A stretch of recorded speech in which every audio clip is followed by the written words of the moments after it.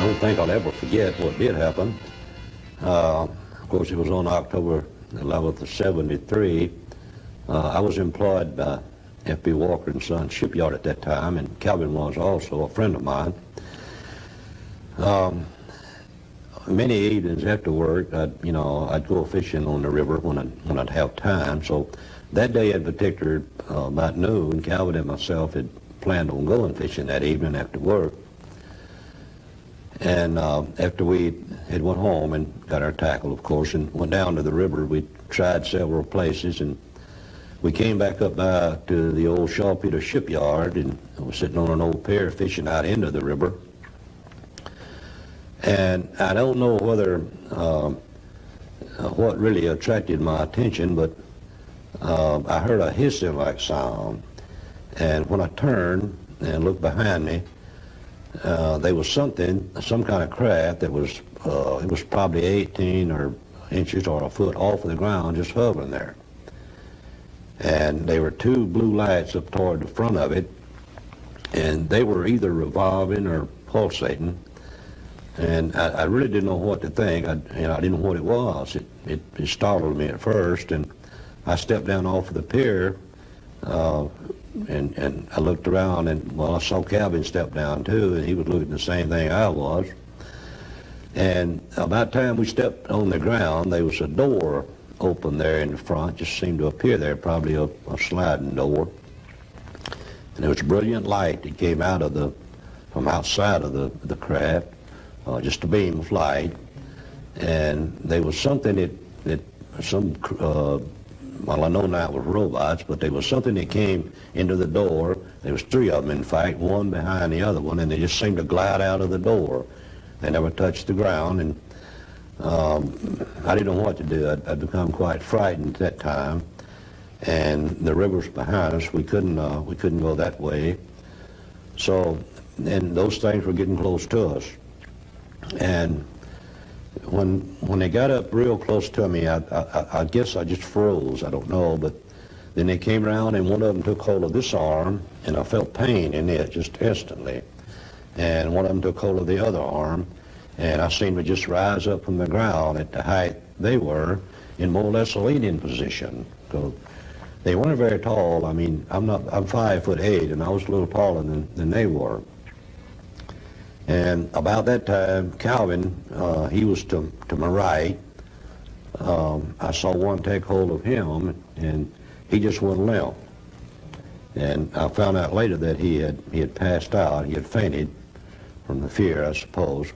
But anyway, these things, we just went right onto the craft through that door into that bright light, went into what was probably the middle of a room or compartment, and it appeared to me that it was round. And the light was glowing from the walls and the overhead and the floor. And we stopped about middle ways of the room, I suppose, and they just released me. I couldn't move anything but my eyes. I could move my eyes. I don't know why I could move them and couldn't move anything else. But anyway, they released me, and a few moments, I suppose it was, but out directly in front of me, something came out of the wall that it appeared to me that just a big, I always refer to it as an eye, a big pupil in an eye. And it moved up in front of my face, and it remained there for a few minutes, moments, I suppose.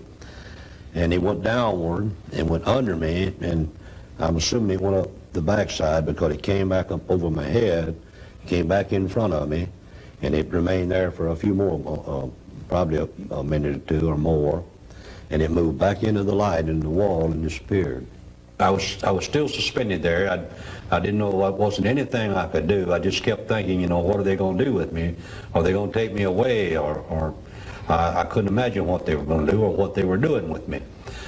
But anyhow, after a while, these things came back, and they took hold of me, and we seemed to turn there in the room, and we moved back out the doorway, and they moved back to almost the exact spot that they had picked me up from, and they just released me, and I fell to the ground. Well, it was this time that I saw Calvin again, and he was standing there in front of the river with his arms outstretched, and he appeared to me to be going in shock, and I was trying to get up to my feet to make it to him to see if I could help him some way. And I heard that hissing sound again, and I looked behind me, and I saw those blue lights just instantly, and this craft just went away. Well, I made my way on the cabin, and I could get up on my feet by this time, and it took me a while to get him where I could talk to him and assure him that maybe, that we weren't hurt bad, I know, but we really didn't know what they had done to us. At first, we decided we wouldn't tell anyone. We just keep it to ourselves because, I didn't want to be called nut and crazy. Those things are just not supposed to happen. But the more I thought about it, the more I realized that we had to tell someone, maybe the military, because, possibly our country could be a threat to our country.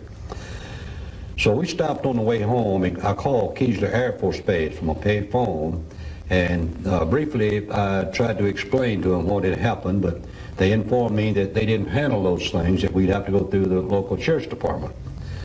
Well, we hesitated there. We didn't want to go through the sheriff's department because, they might just grab us up and take us on to the nut house. But anyway, we talked it over again and decided we would call the sheriff's department, and maybe we could get him to assure us that we wouldn't have any publicity about it. So I called the sheriff's department, and they sent 2 deputies over, which after talking with us, asked us to follow them to the sheriff's department, and we did. And they questioned us there for several hours, and the sheriff assured me that night that we wouldn't have any publicity about it at all. He would try to maybe report it to the proper authorities, whoever the proper authorities were, and it could be investigated. But the next day, when we reached work, my telephone was ringing, and it was some reporter from Jackson, and then all the telephones at the shipyard started ringing, and they were trying to get information about what happened to Chales Hickson and Calvin Parker that past night in Pascagoula. As a whole, I think the public has been real decent to me. I haven't had any ridicule over all these years. I think that's because I've been honest, and when people wanted to ask me questions about it and talk about it, I took up my time to do it. Sometimes I think maybe I shouldn't have told anyone what happened to me here on this Pascagoula River many years ago. But then again, I realized that I did right by telling what happened. I think most of the people knows where man has been. I think I know where we're going. Maybe someday I can help convince the world to that fact. I know there's other worlds out there with life on it, and someday everyone will know that to be a fact without any doubt.